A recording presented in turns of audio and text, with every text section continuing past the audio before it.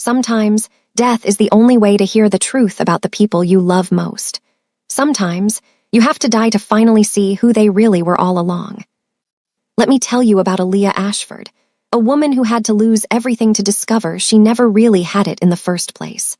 A woman who died on an operating table and came back to life with a fire in her chest that would burn down every lie her family had built around her. Besties, before we continue, let me ask you a question. Have you subscribed to our channel? If not, please do so to help this channel build a strong community and tell us where you are watching from in the comments section. Stay with me, because by the end of this story, you'll understand why the coldest betrayals happen in hospital rooms where people think you can't hear them anymore. You'll understand why sometimes the dead know more about the living than the living know about themselves. And you might just realize that the people praying for your recovery are the same ones secretly hoping you never wake up. This is a story about twins no one expected, a fortune no one knew existed, and justice that arrived 29 days too late to save a woman's heart, but just in time to save her children's future. Aaliyah Ashford was 28 years old when she went into labor on a Tuesday morning in September 2024. She'd been married to Minjun Ashford for 3 years, living in their modest 2-bedroom house in Riverside, Connecticut, working as a paralegal at a small law firm, while Minjun managed his family's struggling real estate business. She was 7 months pregnant, glowing with that particular joy that comes from creating life, completely unaware that the baby she carried would become the reason everyone she trusted would reveal their true nature. It started with contractions that felt wrong, too early, too intense. Minjun drove her to Riverside Memorial Hospital, his hands tight on the steering wheel, his mother, Hyjin Ashford, already calling his phone every 3 minutes demanding updates. Aaliyah remembered thinking how strange it was that Hyjin, who had spent 3 years treating her like an unwelcome guest in her own son's life, suddenly seemed so concerned about the pregnancy. What Aaliyah didn't know, what she couldn't possibly have known, was that Hyjin Ashford had already made plans for this baby. Plans that required Aaliyah to be cooperative or, better yet, absent. The delivery room was chaos from the beginning, with Dr. Sarah Chan, the attending obstetrician, calling for an emergency C-section. Aaliyah heard Minjun's voice somewhere far away, scared but steady, telling her it would be okay. Then everything went dark. Not the gentle dark of sleep, the absolute dark of nothing. Aaliyah Ashford's heart stopped at 11:47 a.m. The monitors flatlined. The medical team worked with desperate efficiency, compressions, medications, controlled chaos. For 4 minutes and 32 seconds, Aaliyah Ashford was clinically dead. But here's what the medical books don't tell you about those minutes between life and death. Sometimes, consciousness doesn't leave. Sometimes, it just relocates, trapped in a body that won't respond, in a mind that can still hear everything. Aaliyah woke up in that darkness, to the sound of her baby crying. No, not one baby.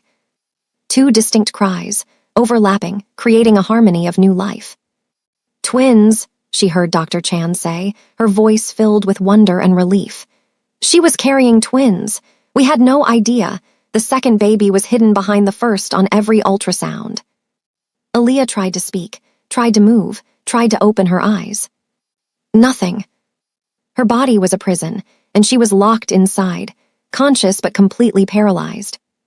The medical term is locked-in syndrome, a rare complication where the patient is aware but cannot move or communicate.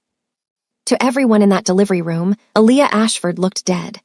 Her eyes were closed, her breathing maintained only by machines, her body completely still. But inside, she was screaming. The first voice she heard clearly was Minjun's. Are they okay? Are the babies okay? They're perfect, Dr. Chan replied. 2 boys, small but healthy, your wife saved them. Her body kept them safe, even as her own system shut down. Aaliyah felt a surge of love, so powerful it should have restarted her heart right there. She had sons. Twin sons. She was a mother. Then she heard another voice, one that made her blood run cold. Well, at least she did one thing right before she left us. Hyjin Ashford, Minjun's mother, standing somewhere near the door. Her voice carried that particular tone of satisfaction people use when things work out exactly as they hoped. She left us diamonds, Haijin continued, her jewelry catching the harsh hospital light. 2 babies, that's going to be complicated, expensive, you're going to need help. The conversation moved out of the delivery room as they transferred her to intensive care. Her body rolled on a gurney, her mind trapped inside, desperate to scream that she was still here, still fighting, still alive. For the next 29 days, Aaliyah existed in a nightmare that most people couldn't imagine, conscious but invisible, aware but unable to respond, hearing every word, every plan, every betrayal that unfolded around her supposedly lifeless body. The first 3 days were the hardest. Minjun sat by her bedside, holding her unresponsive hand, talking to her about the twins. Jaden and Jordan, he named them. He told her they were beautiful, that they had her eyes, that he wished she could see them. Aaliyah wanted to weep. She tried so hard to squeeze his hand, to give any sign that she was still there, but her body refused every command. On day 4, another voice entered her room. Is she really not going to wake up? Aaliyah didn't recognize the voice at first. Then Minjun answered, his tone shifting to something softer, more intimate than he'd ever used with her. The doctors say it's unlikely, Sujin. The brain damage was severe. Sujin. Minjun had mentioned her before, his new administrative assistant at the real estate office. Efficient, organized, good with clients. It's just so sad, Sujin said. You were going to leave her anyway, now you're stuck like this, waiting. The words hit Aaliyah like physical blows. Going to leave her? What? Sujin continued. It's complicated, Minjun. The timing is just terrible, but now you have the twins. We can raise them together, we talked about this. This was not mourning. This was inconvenience, interrupted by her refusal to die cleanly. Over the next weeks, the picture became devastatingly clear. Minjun and Sujin had been having an affair for 8 months. They'd been planning to wait until after the baby was born. Then Minjun would file for divorce, claiming the marriage had broken down. Sujin would step in as the new mother figure.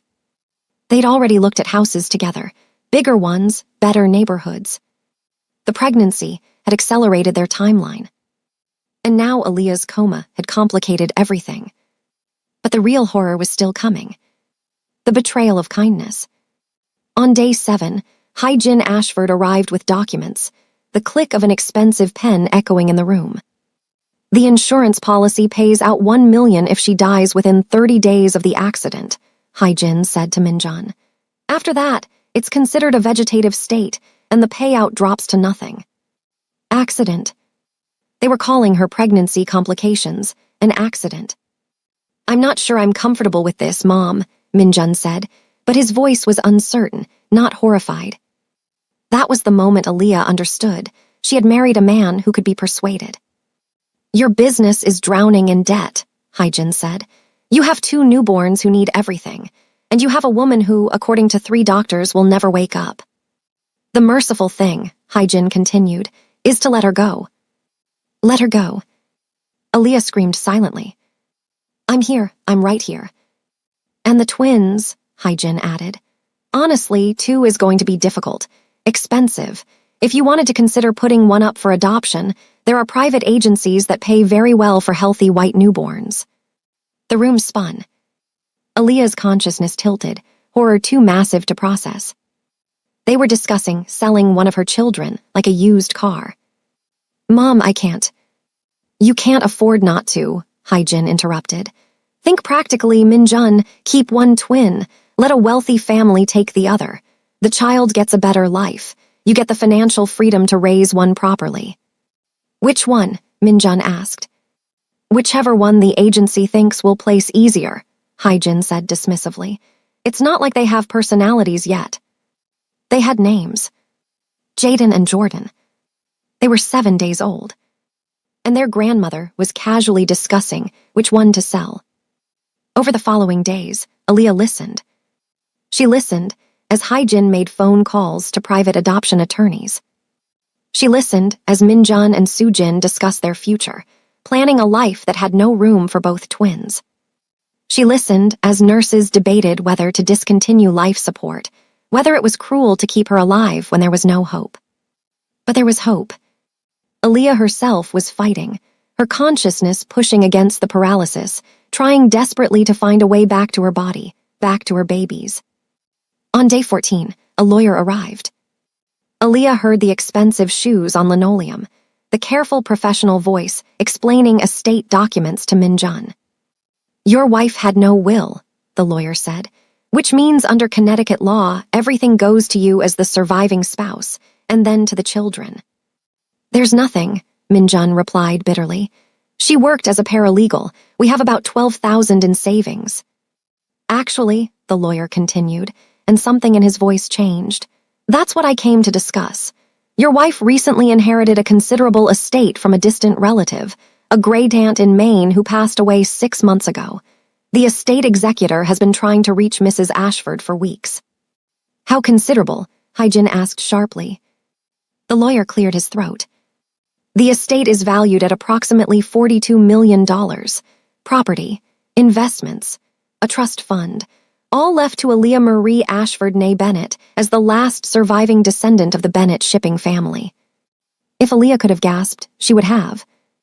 She'd known her mother came from old New England money, but they'd been estranged.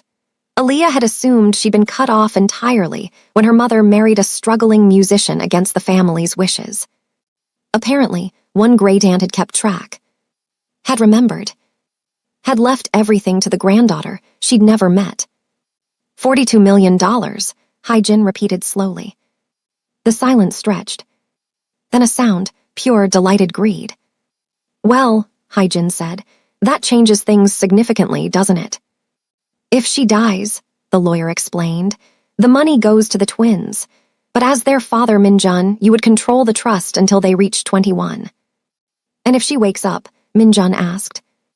"If she wakes up, it's entirely hers. You'd have no legal claim unless she chooses to share it. Connecticut is not a community property state, and inheritances are considered separate property." Aaliyah felt the shift instantly. They no longer wanted her dead quickly. They wanted control. "How long did you say we have before the insurance policy expires?" Hyjin asked.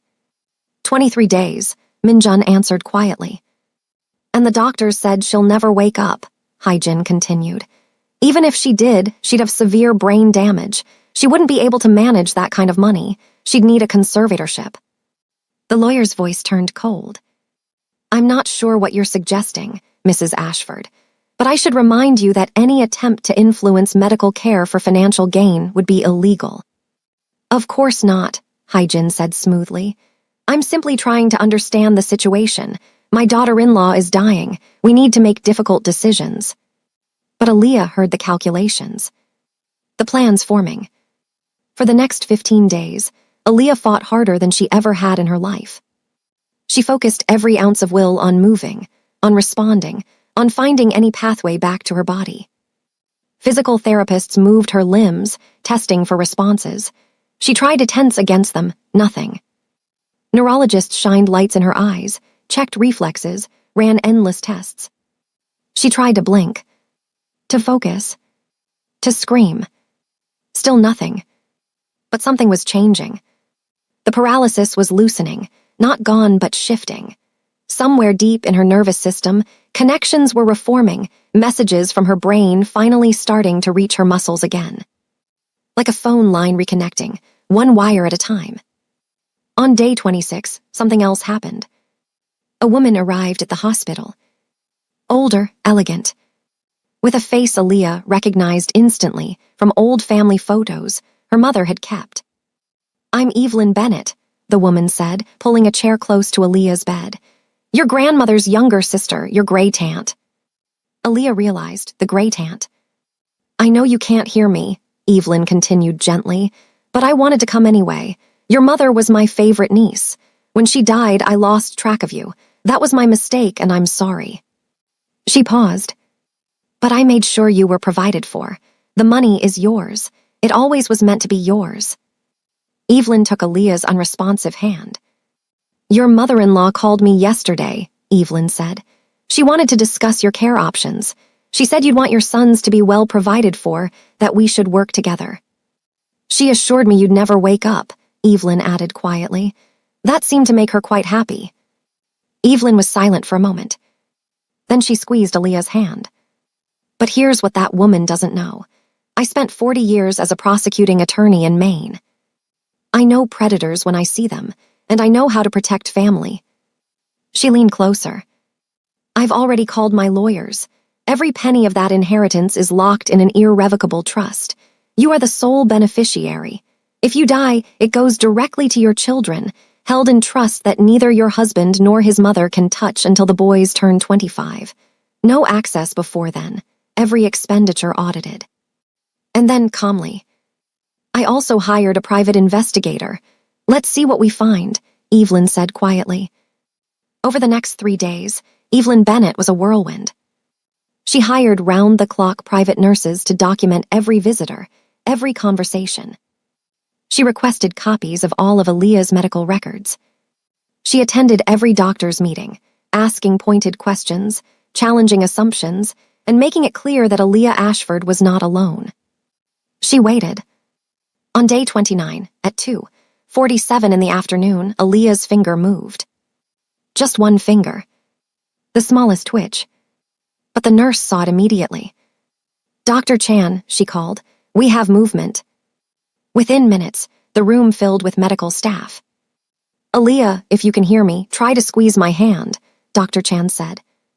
Aaliyah focused, every atom of her being on that hand. Squeeze. Squeeze. Squeeze. Her fingers contracted, weakly but unmistakably. The room erupted in controlled excitement. More tests. More commands. Blink your eyes. Move your toe. Squeeze again. Each response took monumental effort. But Aaliyah gave them. She was coming back. After 29 days of silence and imprisonment, she was finally coming back. By evening, she could open her eyes. The light was blinding, painful, but it was the most beautiful thing she'd ever seen. Faces swam into focus. Dr. Chan, smiling. Nurses, amazed. Evelyn, tears streaming down her elegant face. And in the doorway, looking like he'd seen a ghost, Minjun Ashford. Behind him, Hyjin's face was ashen, her mouth opening and closing soundlessly. Aaliyah's lips moved. Her voice came out barely a whisper, rough from weeks of disuse. My babies, she managed. Where are my babies? They're in the nursery, Dr. Chan said gently, and I believe it's time we discuss some things. Thank God, Minjun said. We thought we'd lost you. Aaliyah's voice was stronger now, each word deliberate. I heard everything. The color drained from Minjun's face. Every conversation, Aaliyah continued. Every plan, every betrayal, I heard all of it. Hyjin stepped forward. You're confused. You've been unconscious. You don't. I was in a locked-in coma, Aaliyah interrupted, her voice gaining strength. I was conscious but paralyzed. It's documented in my medical records. Dr. Chan, Aaliyah said, tell them. Dr. Chan nodded slowly. It's incredibly rare, but yes, Aaliyah was likely conscious for most of her coma. Her brain never stopped functioning. Hyjin's face went from pale to gray. I heard you planning to sell one of my children, Aaliyah said, her voice shaking now with rage. I heard you celebrating my death. I heard you discussing how to control my inheritance. That's not, we would never, Minjun stammered. $42 million, Aaliyah said. That's what my great-aunt left me. Money you'll never touch. Money you were so eager to steal. Evelyn stepped beside Aaliyah's bed, her presence commanding. I've already secured the inheritance in a trust that neither of you can access, Evelyn said. I've also hired investigators who discovered some interesting things about unpaid taxes. Should we discuss those, Hyjin?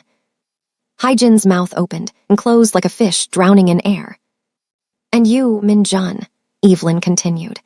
I believe your girlfriend, Sujin, would be interested to know that you've been promising her a future funded by your wife's death. The private investigator has recordings. Minjun stumbled backward. Please, he whispered. Aaliyah, I can explain.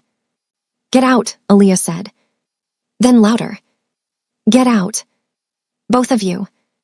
But the babies, Hyjin started. Only mine, Aaliyah said. You'll never see them again, you'll never touch them, you'll never speak their names. Security was called. Minjun and Hyjin were escorted from the hospital. That night, Aaliyah held her sons for the first time. Jaden and Jordan. Tiny, perfect. Dark hair, dark eyes, looking up at her like she was their entire world. Which she was. Because she'd come back from death itself to protect them. The legal battle that followed was brutal. Minjun tried to claim paternal rights. Hyjin tried to claim grandparental visitation. Both claims were destroyed. By the recorded conversations the private nurses had documented, by the adoption agency consultations, by evidence of Minjun's lies to Sujin, and by financial records that painted a very clear picture of intent. By Christmas, Aaliyah had full custody. Minjun was granted supervised visitation rights, a privilege he rarely used. Hyjin Ashford was legally barred from contact with the twins until they turned 18. The inheritance from Evelyn Bennett's sister was more than money. It was freedom. Aaliyah left Connecticut. She moved to Portland, Maine, near Evelyn, who became the grandmother her sons deserved. She went back to school. She finished her law degree. She specialized in family law because she understood something most lawyers don't. That betrayal happens in hospital rooms where people think you can't hear them. That sometimes you have to die to finally see the truth about the people you trusted most. Jaden and Jordan grew up knowing their story, not to scare them, but to teach them. To teach them that their mother had fought her way back from death to protect them. That was the kind of love they could trust. That was the kind of strength they inherited. And sometimes, on quiet nights, Aaliyah would tell them about the 29 days. She'd tell them about the moment her finger moved. About the look on their grandmother's face when she realized the woman she tried to erase had heard every word. What happened to Dad? Jordan asked once when he was 10. Aaliyah considered her answer carefully. He made choices, she said. Bad ones. He chose money over love, convenience over integrity. Those choices have consequences. Do you hate him? Jaden asked. Aaliyah smiled. No, she said. I pity him, because he had everything that mattered, and he traded it for things that never last. The truth is this. The betrayal Minjun and Hyjin showed Aaliyah in those 29 days revealed exactly who they were. And Aaliyah showed them what real strength looks like when you refuse to stay dead. Sometimes, the greatest revenge isn't punishment. It's building a beautiful life with the people who tried to erase you, thriving in the space where they expected you to disappear. Aaliyah Ashford did exactly that. And every single day of her beautiful, free, protected life was the sweetest justice she could imagine. If you enjoyed this story, besties, don't forget to like, subscribe, and share. Drop a comment below and tell us, what would you do if the person you loved challenged everything you thought you knew about love and control?